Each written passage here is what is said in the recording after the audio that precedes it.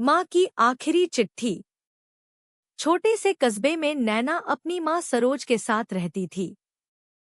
सरोज एक स्कूल में काम करने वाली सफाई कर्मचारी थी, लेकिन उसकी आंखों में अपनी बेटी को अफसर बनाने का सपना पलता था। माँ ने अपना सब कुछ छोड़ दिया, नए कपड़े, त्योहार, जरूरतें, बस नैना की पढ़ाई के लिए। नैना भी माँ की मेहनत को समझती थी।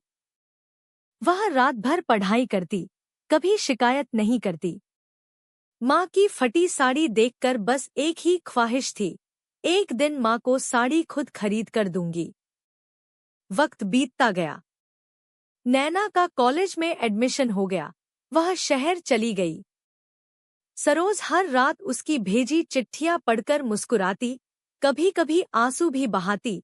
मेरी बेटी दूर है, लेकिन सपनों के करीब है। कुछ सालों बाद नैना का यूपीएससी में सिलेक्शन हो गया। वह अफसर बन गई। पहली बार बुलेट ट्रेन से गांव लौटी। साथ में मिठाई, माँ के लिए एक सुंदर साड़ी और बहुत सारा प्यार। लेकिन जब वह घर पहुंची, दरवाजा बंद था। पड़ोसियों ने बताया, तेरी माँ पिछले हफ्ते बीमार होकर चली गई। नैना के हाथ से मिठाई गिर गई, आंखों से समंदर बहने लगा।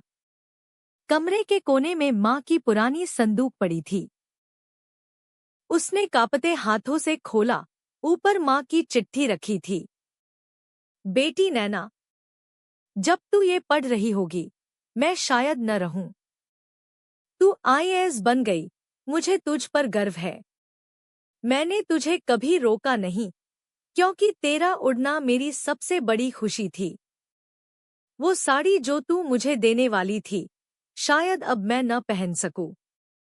पर यकीन मान, मैंने वो साड़ी सपनों में हर रात पहनी है। खुश रह बेटा, और माँ को कभी अपने दिल से मत हटाना। तेरी माँ, सरोज।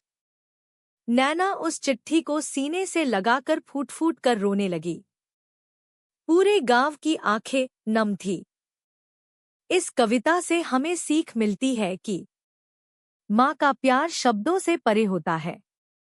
वह सब कुछ सह लेती है, बस अपने बच्चों को ऊंचाई पर देखने के लिए। कभी भी उस प्यार को नजरअंदाज मत करना, क्योंकि माँ एक बार जाती है तो लौटकर नहीं आती।